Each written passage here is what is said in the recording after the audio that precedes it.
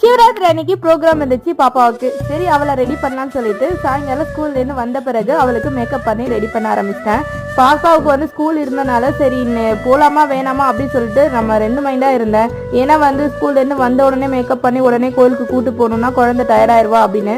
நமக்கு ஒரு சில விஷயத்தில் நம்ம எடுக்கிற முடிவு சரியாக இருக்குமா தப்பாக இருக்குமா நம்ம யோசனை படும் போது அந்த இடத்துல அடிச்சுதான் லக்கு அப்படிங்கிற மாதிரி ஒரு விஷயம் வந்தால் எவ்வளோ அழகாக இருக்கும். அது மாதிரி தான் அடுத்த நாள் ஸ்கூல் லீவுன்னு மெசேஜ் வந்துச்சு. சரி ஓகே நமக்கு ஹாப்பி தான், சிவராத்திரி அன்னைக்கு ப்ரோக்ராம் முடிஞ்சாலும் அடுத்த நாள் பாப்பா கொஞ்சம் ரிலாக்ஸாக வந்து ஏந்திரிக்கலாம் அப்படின்னு சொல்லிட்டு கொஞ்சம் ஹாப்பியாக இருந்தது. அதுக்கப்புறம் ப்ரோக்ராமுக்கு கோயிலுக்கு போகிறதுக்காக ஸ்டார்ட் பண்ணிட்டோம். போகும்போது வந்து டைமிங் சொன்னது 6 மணி, நாங்கள் போனது 7 மணி. எப்படி இருந்தாலும் எப்போதுமே ஏதாவது ஒரு டைமிங்கில் லேட் ஆக தான் செய்யும். அதுக்கப்புறம் குழந்தைக்கு வந்து டான்ஸ்லாம் ஆடி முடிஞ்சு அர்ச்சனை பண்ணலான்னு போனோம். ரொம்ப கூட்டமாக இருந்துச்சு. சரி அதுக்கப்புறம் கடைசியாக அர்ச்சனை பண்ணலாம்னு சொல்லிட்டு பாப்பாவோட பசங்களோட ப்ரோக்ராம்லாம் பார்க்க ஆரம்பிச்சிட்டோம். அதுக்கப்புறம் அங்கே வந்து பாப்பா வந்து கொஞ்ச நேரம் பாட்டு பாடினாங்க. அப்புறம் பிரசாதம் போட்டிருந்தாங்க, அதை சாப்பிட்டு டான்ஸ் முடிச்சுட்டு சாலை போட்டு மரியாதை செஞ்சாங்க. ரொம்ப ஹாப்பியாக இருந்தது.